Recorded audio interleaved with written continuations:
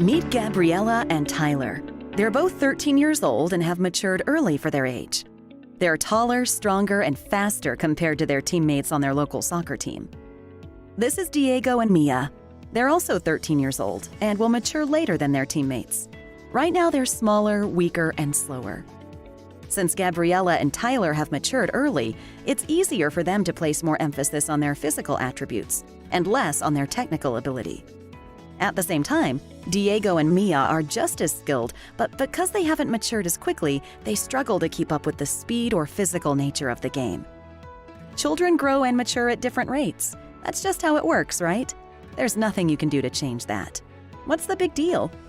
In sports like soccer, the difference in maturity at a young age can create a false impression for coaches who often perceive players who mature early to be more talented.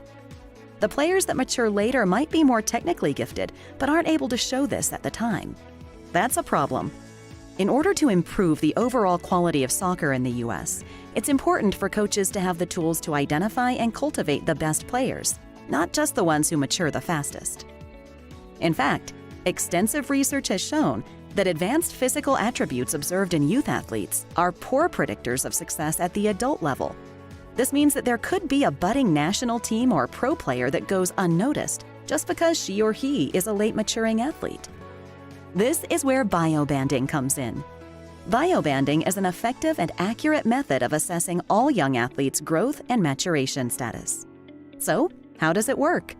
Biobanding is the process of grouping players based on attributes associated with growth and maturation, rather than chronological age.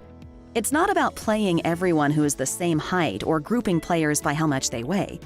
Rather, with some simple measurements, a bit of research, and using mathematical calculations, it's possible to predict a child's future adult height and the percentage they are from reaching their future stature. By having the growth and maturation information for all players within the chronological age groups, it's then possible to bring players of similar maturity from different age groups to play together. By grouping players this way, coaches can create an optimal environment where both early and late maturing athletes can thrive while supporting them to better identify talent. This creates new challenges for early maturing players who are biobanded with those with similar physical attributes, which encourages them to use and develop their technical and tactical skills. Late maturing players have a greater opportunity to perform in an environment without being suppressed by a lack of physicality, which helps them reach their fullest potential too. Coaches are also able to evaluate a player in a fairer environment, allowing them to judge the player on their overall potential without being biased by their maturity level.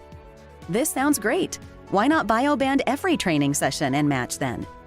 Biobanding is a useful additional tool for player development, identification, and retention, but it shouldn't be thought of as a straight swap for the chronological age group system. Like most things, variety and different challenges are needed to provide the optimal daily environment for players to develop. At U.S. Soccer, we use biobanding and other innovative development tools to help to develop world-class players, coaches, and referees. Doing this brings us even closer to achieving our mission of making soccer the preeminent sport in the United States. For more information, please visit us at ussoccer.com and follow us on Facebook, Twitter, and Instagram.